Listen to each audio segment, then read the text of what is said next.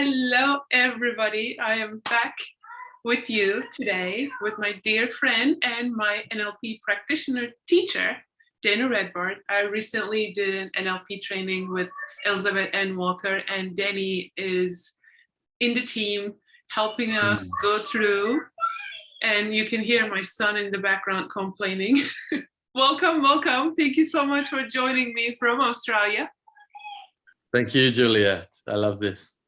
I am super excited to dive into your beautiful mind and get beautiful things out. And I learned so much from you throughout the training. And I've been watching you closely because I was getting ready for the interview. And I've been really liking the language that you use lately on your posts.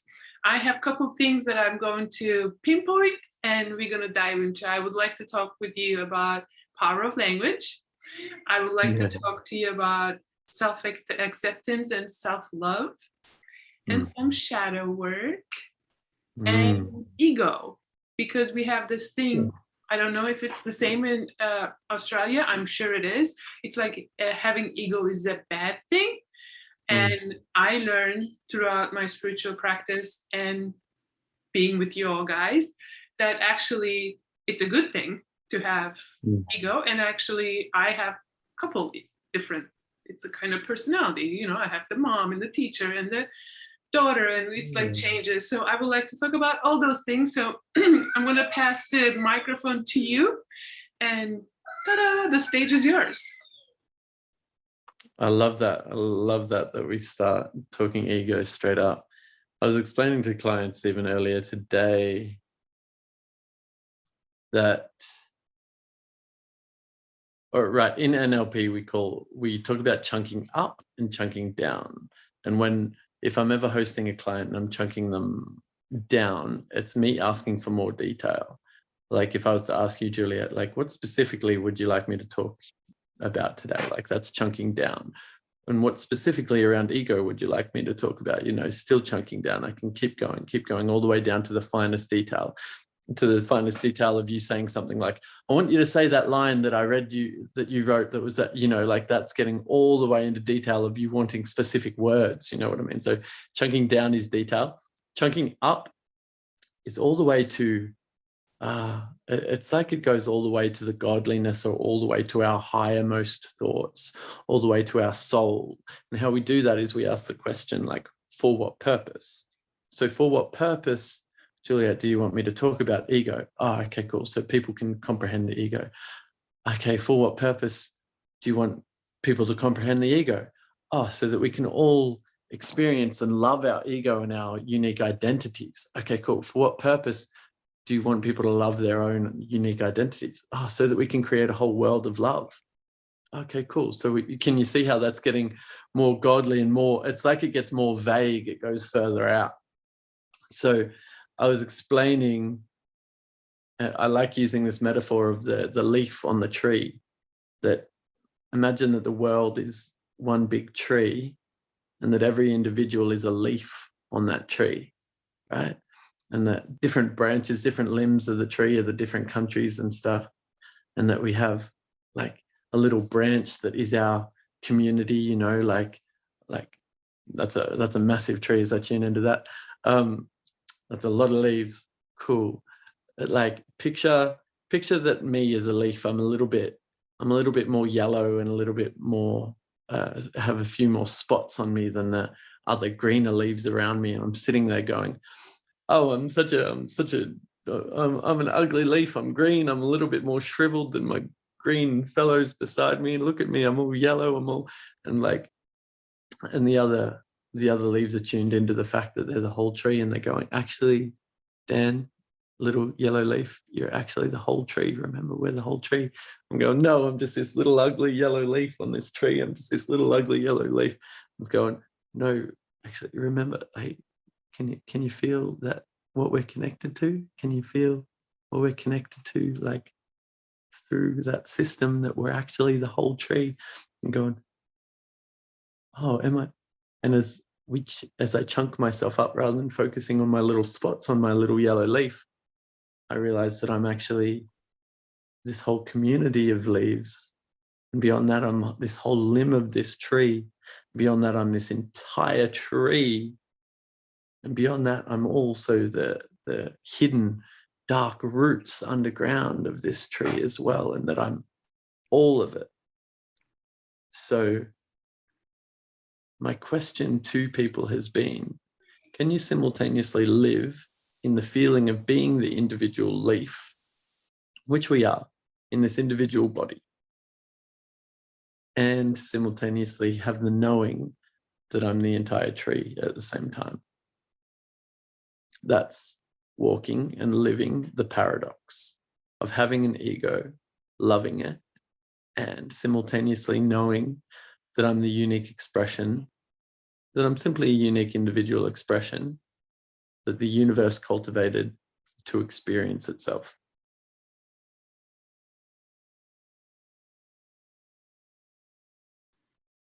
I'm just like taking it all in. Everything you said, it was just like a poetry. I mean, I wonder why. It's just the way you speak. It's like I'm watching a movie, like there's a story, so I get it. And my wish that all my listeners also gets it exactly how I feel. Thank you so much. So self-love and acceptance and shadow work. So my question is, I did not understand what shadow work means, first of all. Like, what do you mean? I have a shadow? Like, what is a shadow work? And Liz explained something. When you start shining so bright, you're going to have a shadow on certain parts, and those parts needs to come up. And I still don't understand it. So maybe you, with your wisdom, I mean, I understand that I have dark parts or fear, or maybe I see myself less than, or I compare myself. I think those would be my shadow work, right? Like, what would you describe shadow as shadow? Like, it's... This is great. So in men's group, Yes, we reference the shadow as the parts of me that I hide, deny, or suppress. You can find people's shadows by finding their unconscious behavior that's playing out. So what is unconsciously playing out for people, right? Where are people unconsciously making decisions from? If it's not what they consciously wanted, right?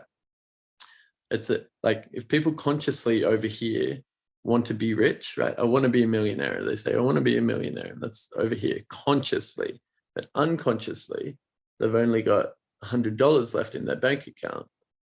What's going on a shadow level that's led to that outcome rather than that outcome? So when we talk about the conscious mind and the unconscious mind, right, deep hidden back, all right, for a start, the unconscious mind is trustworthy. It's programmable. It's running the program right now of beating your heart for you. It's running the program right now for me to breathe my lungs for me because I'm not focusing on that. I'm focusing on my words. So this is a conscious breath. That's great. We can all do a conscious breath. Everyone do a conscious breath. So the unconscious mind is trustworthy. It's what breathes me and beats my heart for me while I'm sleeping. It's what's healing me. It's what drives my car for me because I no longer have to focus consciously on turning the key and then putting the clutch in and putting it in gear. I just do that all unconsciously now. My habits are what the unconscious mind take, right? Now, I'll tell you about a shadow of mine that I consciously said when I was a young man that I never want to be like my father. Now, I love my father, right? Him and I are great now, but he was a very angry, controlling man to grow up with, right? If you want to look into Carl Jung's, or like deeper into shadow, like look into archetypes. But the shadow of the king, one of the shadows of the king, underdeveloped, it's the weakling king, like that's trodden all over.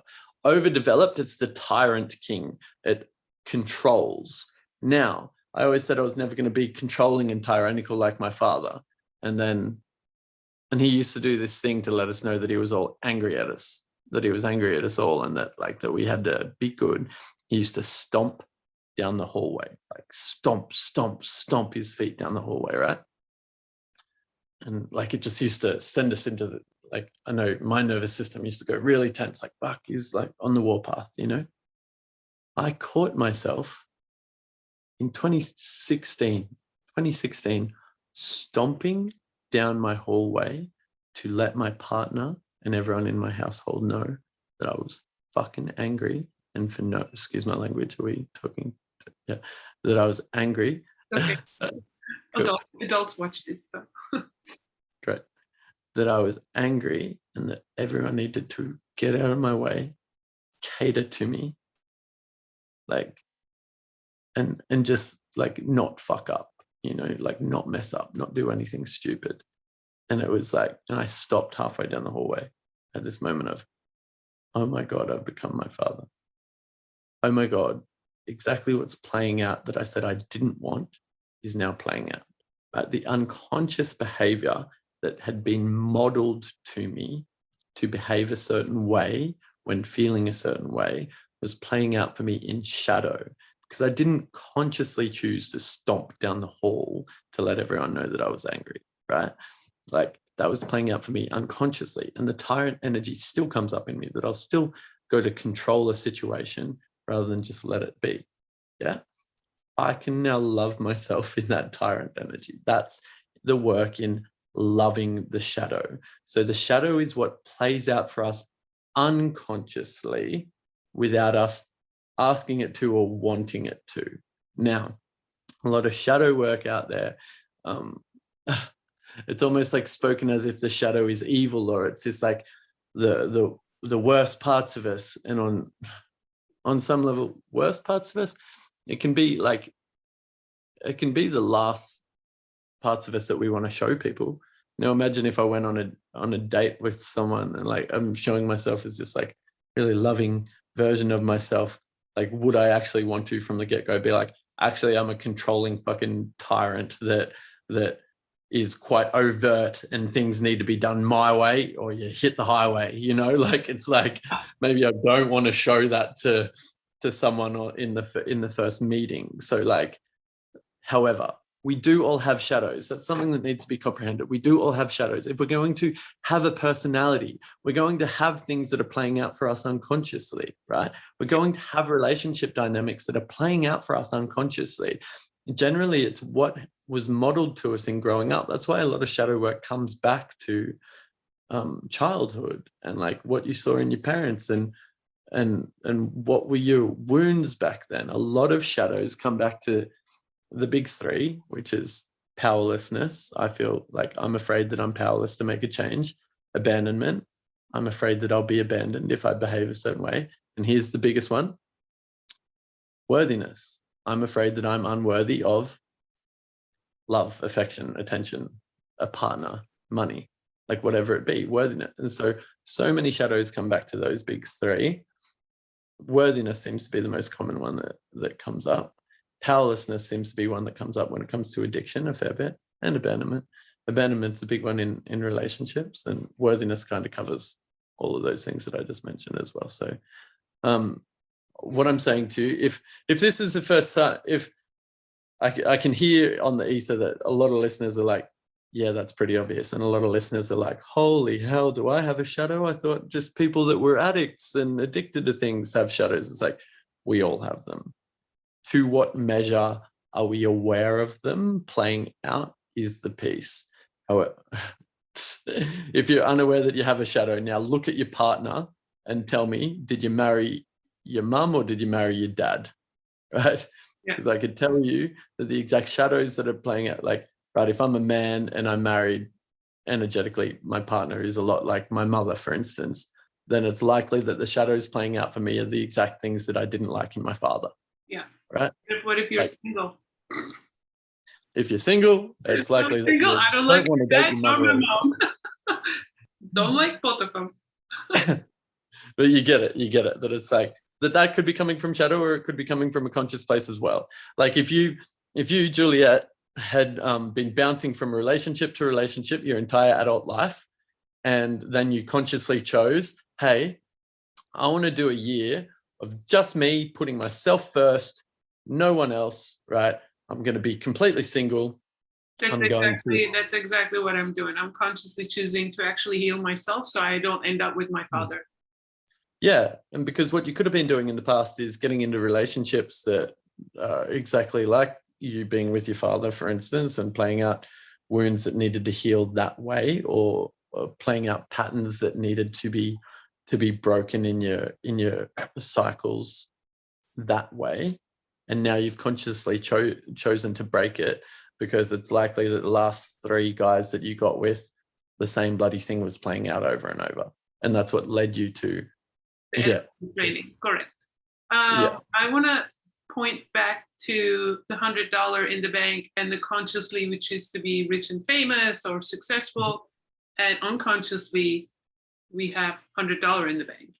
So how does someone fix that? Is there hope for that?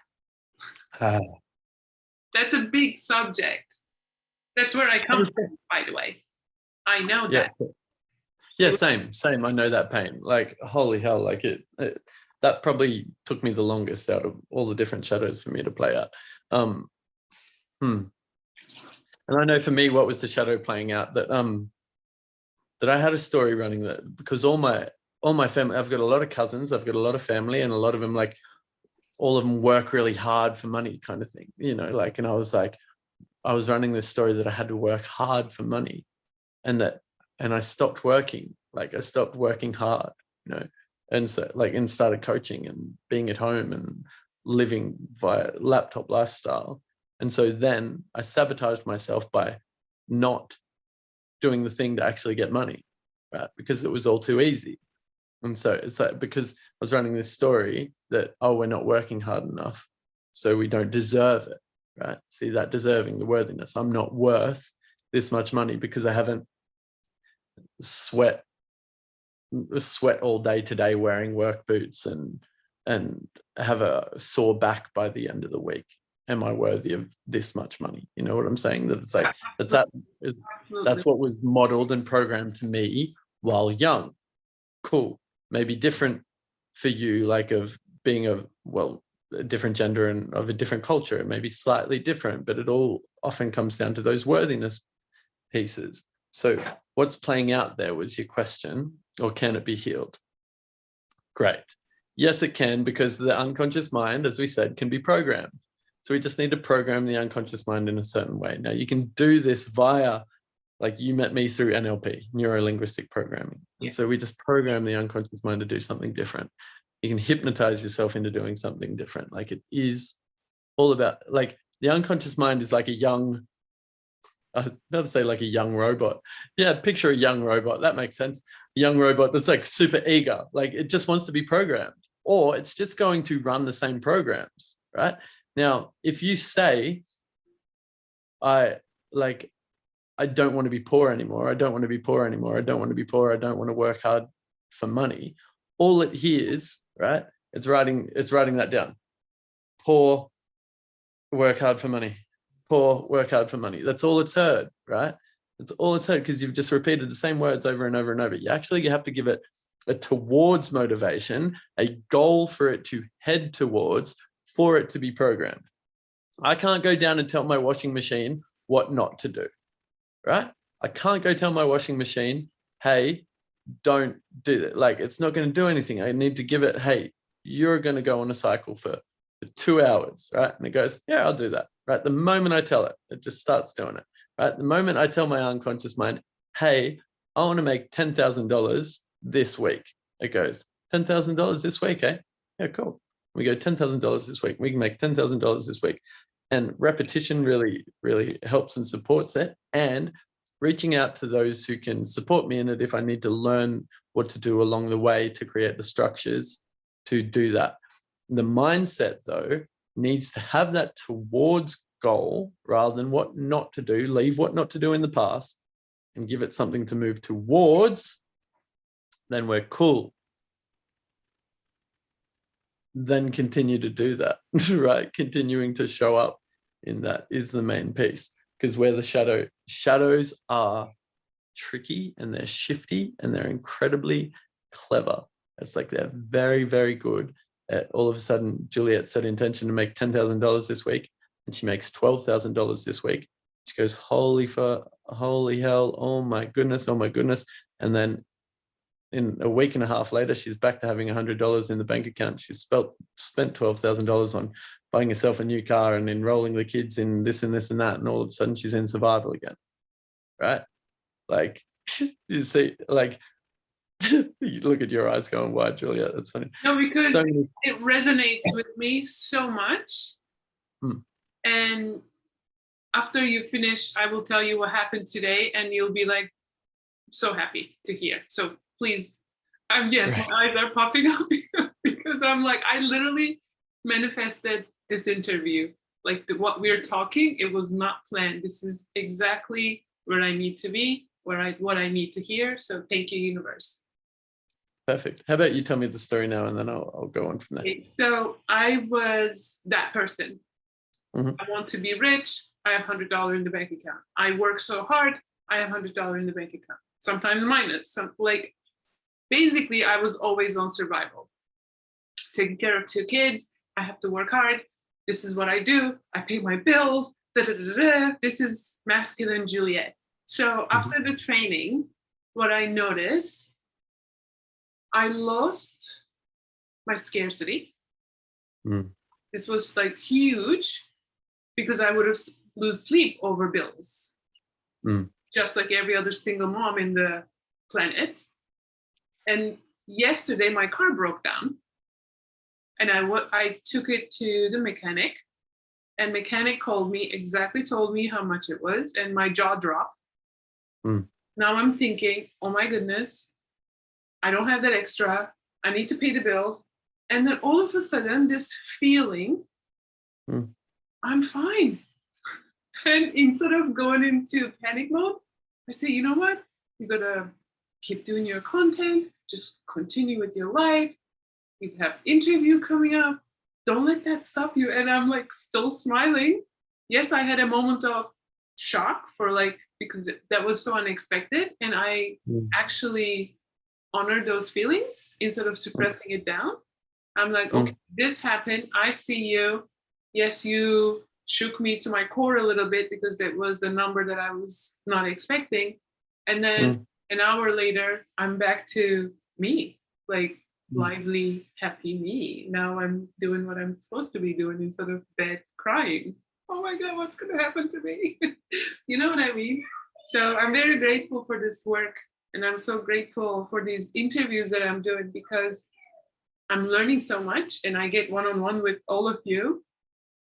And I want to really share this gift and this hope with everyone who's listening. I've been telling the brain is like a computer. It's like an Apple computer. You just bought it, and now you have options. What application would you like to put in your computer? You know, you can delete something. You can put some stuff in. And I'm actually going through that. And I'm so aware the change doesn't happen overnight. It took 40 years to create what I created. So it's going to take a minute for me to uncreate and create new habits. And I'm on that valley right now. And I'm not making big decisions while I'm on that valley. And I'm very careful not to jump on things. I'm just like taking my time, and slow is the fastest way I can go right now. You know what I mean? So yeah, I'm learning so much, and I'm more aware. And yeah, here I am talking to you. Great. I'm going to tell you about Carolyn Elliot, who wrote a book called Existential Kink. Okay. She's an amazing shadow worker that's alive today, and I highly advise anyone that's listening right now, if you want to look into shadow and comprehend shadow, that's a great book to start. Really, it's life-changing. It's a modality in and of itself to listen to that book. Oh, I listen on Audible. You can read that book, like same. So she has presupposition that having is evidence of wanting. If you have a problem, it's evidence that on some level, your brain wants to have that problem. Okay, cool. So it's like Juliet having the car break down and not having enough money for both the bills and to pay the car and to feed the kids, right? It's like on some level, unconsciously, the shadow wants to have that problem. For what purpose does it want to have this problem, right? You make me cry now. So having this problem on some level would help her relate to being part of her family, because that's the way that her family grew up, doing the same thing. That if Juliet was a millionaire, it's like she wouldn't belong to the community around her, for instance. Like one of the human's biggest things is belonging, worthiness to belong, right? It's like, I know that that's what was there for me, and I had to accept that I'm worthy of all of it and worthy of belonging, no matter what happens. Cool. So having is evidence of wanting. Can you see? And so the step from there is to actually take pleasure in it. And Juliet, you did that yesterday by going, oh, it's all going to be fine. And coming back to trust and enjoying that it's all going to be fine, enjoying the trust of it, and that the universe has your back, and that you have the support network, and that you know to reach out to people, that you belong in the community that you found. Great. And so you belong. Sweet, that covers that. So can you take pleasure? So anyone out there listening that's like, I don't have enough for my bills this week, can you take pleasure in the feeling? What is the feeling alive in your body when you feel into that? What is the feeling alive in your body? Where is it? Is it like a tension in your heart right now? Is there like a drop, a pit in your gut? What is it? What's going on for you? Is there pins and needles in your hands? Do they feel all fiery in your forearms? Tune into it and feel it, and actually take pleasure in what your body is experiencing right now, because on some level it's doing that for you. If you're ignoring it, then it's just going to keep happening until you feel it, let the emotion pass, and then reprogram from there. The emotion is demanding to be felt, and when we ignore it, it simply persists until we actually associate into our body and feel it. So that's a massive piece and a massive takeaway for a lot of you. Feel your body right now. Feel the things that you've been denying and suppressing, and it will change. And I know that there's a few of you out there thinking or saying, like, I've been doing that for weeks now, Dan. And I'm like, do it more. Take more pleasure in it. Allow the feeling to expand. Allow the feeling to be as big as it needs to be. Allow the story to run as much of a story as it wants to run, right? Just keep committing. You will get through. We all get through this. And then we die. And so we don't all get through this. We get through the paradox. I am going to completely contradict myself at times throughout this. To get the whole spectrum of truth, I must completely contradict. I remember Osho doing that to like the first books I read of his, and I, damn him, he said the exact opposite thing. Anyway, so. So you coach with people. I like to tell people that I'm not a coach. That I'm a bard. My name is Danny Redbard. I am a bard. Red is the color of passion, of romance, and of love, and of blood. And a bard is a storyteller, a bringer of news, a speaker of truths, a singer of the ancient songs. And I am a poet. Yes. And so that's the main thing that I do. I perform, I show up, I speak on stage. And do I facilitate? Yeah, I host and facilitate constantly. Yeah. And if someone who's listening wants to connect with you, or wants to work with you, or wants to do a hypno or work on shadow work, do you do that? Is that why? That's why I'm Yes, asking. I can make space for beautiful humans like that. I do love it. I do love it. I do live for it. It's great. Okay, so I will definitely put that in the descriptions. I'm so grateful to have you come over and share your glorious soul with us. Next Thank time I you. see you, I'm going to ask what my name means, because I know you do that for people. Yeah. Every name has a meaning, an energy, I'm assuming. It does. It does. Yes, and you love linguistics, and you love this world, and it shows. It shows on your work, and I'm so grateful to call you a friend. And I'm so looking forward to coming to Australia and doing the master prac and dancing with you guys. I'm so excited for you to do that as well. And we are looking forward to have you guys in America. Absolutely. You have to come here. Like, they will love you, especially. That's the plan. That's the plan. Thank you so much. Is there anything else would you like to share with our listeners before you say goodbye? Dear souls, you're exactly where you're meant to be. Literally exactly where you're meant to be. Like, there could be no better place for you to be than right here where you are right now. So love yourself in that right now, in all of the progress that you've made to be here. This is your individual, unique experience. You can either be disappointed in it, or you can choose to love it right now. So whatever your problems may be, there's evidence to me that you want to have those problems. So congratulations for having those problems. Well done. You made it all the way to right now, and you created the exact life that you wanted to create. So I can love you in that. Can you love you in that? Yes. Thank you. Thank you for listening, y'all. I'll see you guys soon. Bye.